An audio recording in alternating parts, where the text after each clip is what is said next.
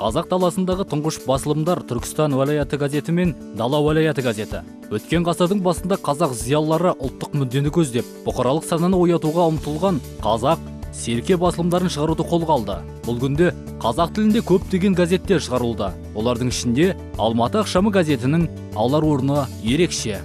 Мынау Жүсіпбек Аймауытовтағы сөз бар екен. Мәдениет дегеніміз өз ұлтыңды өліп өшіп сүю деген.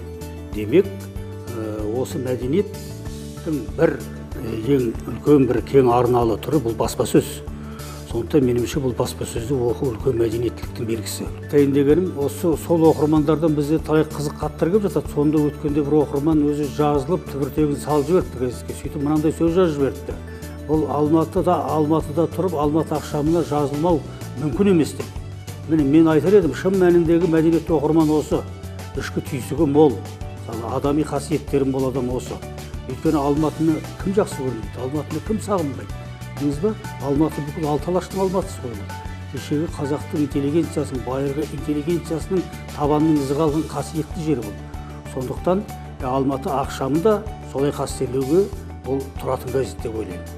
Алматы ақшамы Нәсим қаламыздан бөлек республиканың шалғай мекендері мен алыс жақын шет елдерден оқырмандар арнайы жазылып оқиды. Газетте тек Алматы қаласының ғана емес, жер шарындағы басты оқиғалар да түрлі айдарлардан көрініс табады. Аптасына 3 рет оқырман қолына тиетін Алматы ақшамы 40-тан астам журналисті жұмыспен қамтамасыз етіп отыр.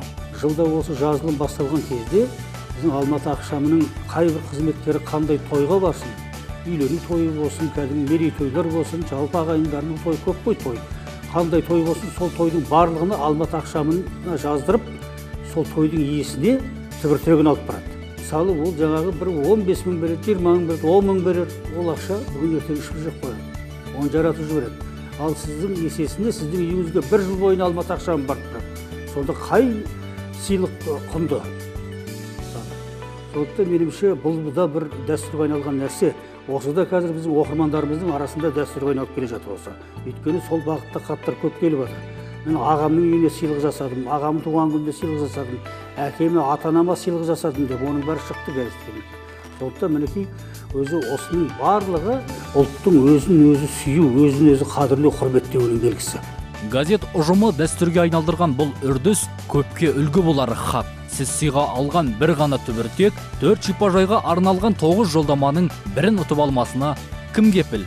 Бастысы жыл бойына, аптасына 3 рет Алматы ақшамын қолыңызға алып оқысаңыз, рухани, мәдени, әдеби тұрғыдан өз-өзіңізді жетілдіресіз.